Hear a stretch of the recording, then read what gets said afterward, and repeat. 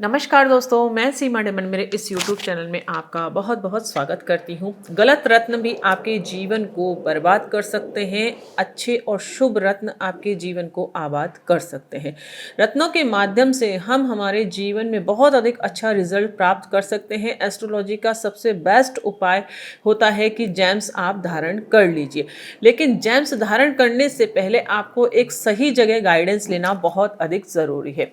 आजकल YouTube पर इतना भ्रम फैलाया जा चुका है कि हमको बहुत अधिक मुश्किल होती है कि एक अच्छा एस्ट्रोलॉजर हम चुन पाएँ, हम एक अच्छी राय ले पाएँ। अन्यथा एक एस्ट्रोलॉजर से आपने यदि राय ली है, उसने आपको गलत रेमेडीज़ बता दी, गलत उपाय बता दिए, तो आप अपने जीवन को खुद बर्बाद कर सकते हैं। एक बिल्कुल प्रैक्टिकली मैं आपको करके बताऊंगी। एक जातक मेरे पास कुंडली विश्लेषण करवाने के लिए आए थे, उन्होंने इतने गलत रत्न धारण कर रखे थे, तो मैं आपको डिटेल में पूरी जानकारी दूंगी। ऐप के माध्यम से भी हम जानेंगे कि ऐप में किस प्रकार से रत्नों का सुझाव दिया जाता है, और फिर उसको मैन्युअली यदि हम चेक करें तो क्या वह रत्न सही होते हैं कि नहीं होते हैं।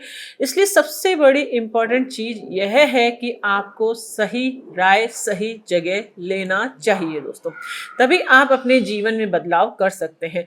अन्यथा आप गलत रेमेडीज गलत उपाय के माध्यम से अपने जीवन को खराब करने से बचे, अपने जीवन को बर्बाद करने से बचे। अन्यथा आप मनी भी वेस्ट करेंगे, क्योंकि रत्न जब हम परचेस करते हैं तो काफी कॉस्टली होते हैं और उन्हें हम पहनकर खुद ही हमारे जीवन में नेगेटिव रिजल्ट प्राप्त कर रहे हैं, तो इससे बड़ा दुख क्या हो सकता है। इसलिए रत्न धारण करने से पहले आपको बहुत अधिक अलर्ट रहना है, सही जगह आपको गाइडेंस लेना है। पिछले कई वीडियो में भी मैंने इस टॉपिक के ऊपर जानकारी दे चुकी हूँ। बहुत सारे जातक मेरे माध्यम से कुंडली विश्लेषण करवाते हैं और गलत गलत उपाय वह करते रहते हैं। यहाँ तक कि जो फेमस एस्ट्रोलॉजर है वही गलत रत्न बता रहे हैं। तो इसलिए आप बिल्कुल सही जगह गाइडेंस लें तो आपके जीवन के लिए बहुत अधिक अच्छा रहेगा। चलिए मैं आपको पूरा प्रैक्टिकली करके बता देती हूँ। एक जातक ने मेरे माध्यम से कुंडली विश्लेषण करवाया था, तो ये देख सकते हैं, इन्होंने एक अपने हाथ की पिक मुझे शेयर करी थी कि मैडम मैंने यह रत्न पहन रखे हैं, किसी एस्ट्रोलॉजर ने मुझे सजेस्ट करे थे। तो हम देख लेते हैं इन्होंने कौन सा रत्न पहन रखा है। इन्होंने यह पन्ना रत्न पहन रखा है, और ये कि सब्स्टिट्यूट रत्न रहते हैं अलग अलग तरीके के, वह पहन रखे हैं, और इन्होंने यह माणिक रत्न पहन रखा है। तो क्या यह कुंडली के अनुसार सही रत्न है? सबसे पहले मैं आपको ऐप के माध्यम से बता देती हूँ, क्योंकि आजकल सुविधा है, हर कोई जातक सॉफ्टवेयर पर अपनी कुंडली बनवा लेता है और उसके माध्यम से उपाय शुरू वह कर देते हैं। आपके पास बहुत सारे पेजेस की पीडीएफ आपको मिलती है, 150 पेजेस की पीडीएफ आपको मिल जाती है, सॉफ्टवेयर से बनी कुंडली आपको प्रोवाइड कर दी जाती है। जिस भी एस्ट्रोलॉजर से आप कुंडली बनवा रहे हैं वह बिल्कुल भी उस कुंडली को नहीं देखता है, उसमें जो जो सजेशन है वह आपको बोल देते हैं कि इसमें बेस्ट सजेशन है, इसके अकॉर्डिंग आप उसको फॉलो करिए। लेकिन क्या ऐप भी सही है? नहीं, ऐप पर आप बिल्कुल भी विश्वास नहीं कर सकते हैं, उसमें बहुत सारी जानकारियां गलत बता दी जाती है। उसी का प्रूफ मैं आपको दे देती हूँ ताकि आपको हर चीज समझ में आए। सबसे पहले मैं इनकी बर्थ डिटेल आपको बता देती हूँ ताकि आपको विश्वास हो सके कि वाकई में ऐप के माध्यम से भी यही कुंडली बनी है, और जो हम मैन्युअली कुंडली विश्लेषण करते हैं तब भी यही कुंडली बनती है। तो आप ये देख सकते हैं, इनकी ये बर्थ डिटेल है 12 नवंबर 91, 11:17 PM और वाराणसी। ठीक है, अब हम ऐप के माध्यम से इनकी कुंडली ओपन कर लेते हैं। आप देख सकते हैं मैंने यही डेट ऑफ बर्थ डाली है, 12 नवंबर 91, 11:17 PM और वाराणसी। अब हम इनकी कुंडली खोल लेते हैं। ये हमने कुंडली खोल ली है, इनकी कर्क लग्न की ये कुंडली बनी है। आप देख सकते हैं ग्रहों की पोजीशन के अकॉर्डिंग रत्न सजेस्ट किए जाते हैं और अलग अलग रेमेडीज बताई जाती है। सब कुछ बर्थ चार्ट के अकॉर्डिंग होता है, जिसमें बहुत सारी कुंडलियों को विश्लेषण करके फाइनल डिसीजन आप तक पहुंचाया जाता है, जिसमें भाव चलित कुंडली, नवांश कुंडली सारी स्टडी करके ही फाइनल डिसीजन बताया जाता है। तो हम ऐप खोल लेते हैं। ऐप में क्या बताते हैं, रत्न की रिपोर्ट हम देख लेते हैं। इसमें ये रत्न की रिपोर्ट मिलती है। ठीक है, तो इसमें सबसे पहला रत्न बता रखा है आपको कि आपको मोती पहनना है। ठीक, 2 रत्ती का मोती बता रखा है, जो कि बिल्कुल भी सही रत्न नहीं है। क्यों सही नहीं है वह मैं आपको बताऊंगी। अन्य दूसरे जो रत्न है वह सही है, मूंगा बता रखा है वह सही है और पुखराज बता रखा है वह सही है, लेकिन मोती रत्न सही नहीं है। तो कहने का मतलब 100% जो इन्फॉर्मेशन होती है वो बिल्कुल सत्य नहीं होती है। और कई बार तो तीनों रत्न ही हम कुंडली के अकॉर्डिंग नहीं पहन सकते हैं, कई बार तीनों ही रत्न इसमें गलत सुझाव दे दिए जाते हैं। इसलिए जब भी आप कुंडली विश्लेषण करवाते हैं किसी के माध्यम से, तो हमेशा मैन्युअली कुंडली आप विश्लेषित करवाएं, जहां पर हाथ से लिखी हुई कुंडली आपको मिलती है। हम जो आपको कुंडली प्रोवाइड करती है बिल्कुल हैंडमेड होती है, हाथ से बनी हुई कुंडली होती है। इसलिए सॉफ्टवेयर की जो कुंडली बनी हुई होती है उस पर आप आंख मूंद कर विश्वास नहीं कर सकते हैं, उसमें बहुत सारी चीजें गलत होती है। बाय डिफॉल्ट तीनों ही रत्न यदि गलत निकल जाए और आपने उनको पहन लिया बहुत सारा मनी खर्च करके, तो फिर आप अपने जीवन में खुद प्रॉब्लम्स को इनवाइट कर रहे हैं। इसलिए बिल्कुल सावधान हो जाएं। रत्न धारण करने से पहले आपको बहुत अधिक सोच विचार कर यह डिसीजन अपनी लाइफ में लेना है। अब अपने ऐप से तो देख लिया कि इनको मोती रत्न रिकमेंड करा है, अन्य पुखराज और मूंगा रत्न रिकमेंड करा है, वह भी मैं बता दूंगी क्यों। लेकिन मोती रत्न ऐप ने रिकमेंड करा है लेकिन हम नहीं पहन सकते हैं, उसके पीछे का रीजन मैं आपको बता देती हूँ। चलिए जान लेते हैं।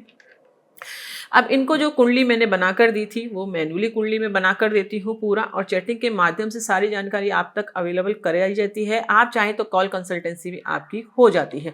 इसलिए आपकी जो भी प्रॉब्लम है उसको बाकायदा सुना जाता है, समझा जाता है, आपकी कुंडली के अकॉर्डिंग पूरा एनालिसिस करके आपको फाइनल रिजल्ट बताया जाता है कि आप अपने जीवन की जो भी समस्याएं हैं उससे कैसे निवारण प्राप्त कर सके। आपको एक दिशा बताई जाती है जीवन में कि आप उस दिशा पर चलेंगे तो आपको 100% सक्सेस प्राप्त होगी।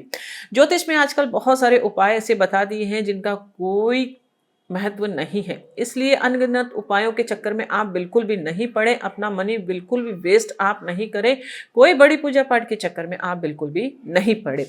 अब हम इनकी मैन्युअली कुंडली ओपन कर लेते हैं जो मैंने बनाकर इनको दी है। तो इस प्रकार से पूरी कुंडली बनाकर दी जाती है। आप देख सकते हैं पूरा हैंडमेड बनी हुई ये कुंडली है। इसमें हम इनकी लग्न कुंडली पर स्टडी करते हैं, पूरा चलित कुंडली बनाकर भी इसमें जो साइन लगाते हैं वे चलित कुंडली को रिप्रेजेंट करते हैं, और पूरा सभी चीज़ों पर फोकस किया जाता है, सभी चीजें स्टडी करके फाइनल रिजल्ट आप तक पहुंचाया जाता है। तो हम इनकी कुंडली रीडिंग कर लेते हैं। इनकी कर्क लग्न की कुंडली बनी है। तो सबसे पहले जो रत्न रिकमेंड किया जाता है वह लग्न का रिकमेंड किया जाता है। लग्न कौन है? हमारा शरीर, यानी कि शरीर जब तक स्वस्थ है तभी आप अपने जीवन में आगे बढ़ सकते हैं। यदि शरीर ही रोगी हो गया तो आप अपने जीवन में किसी भी सुख को नहीं भोग पाएंगे। इसलिए सबसे इंपॉर्टेंट जो कुंडली में ग्रह होता है वह लग्न होता है। लग्न यदि आपकी कुंडली में पीड़ित हो गया तो पूरी कुंडली आपकी डैमेज हो जाती है, सभी ग्रहों से हमें अच्छा रिजल्ट नहीं प्राप्त होता है। इसलिए सबसे पहला कार्य ये होता है कि हम हमारे जीवन में हमारी जो कुंडली में लग्न भाव का स्वामी बनता है उसको हम स्ट्रॉन्ग करें ताकि हमारे जीवन में हमको अच्छी सफलता प्राप्त हो।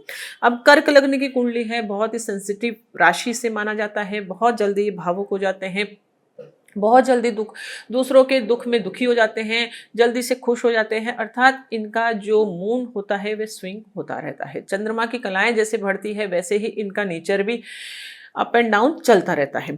अब शनि और चंद्र की युति आप देख सकते हैं यहाँ पर है, तो विष दोष भी कुंडली में बनता है, जिसके कारण हम सीधा सीधा ये देख सकते हैं कि जातक मानसिक परेशानी बहुत अधिक झेलता है, अर्थात उसका मन जो है स्थिर नहीं रह पाता है। अब जो चंद्रमा है ना, भाव चलित कुंडली में यहाँ पर छठे भाव में स्थित हो रहा है, या माइनस का चिन्ह जो ला रखा है वो भाव चलित कुंडली का है।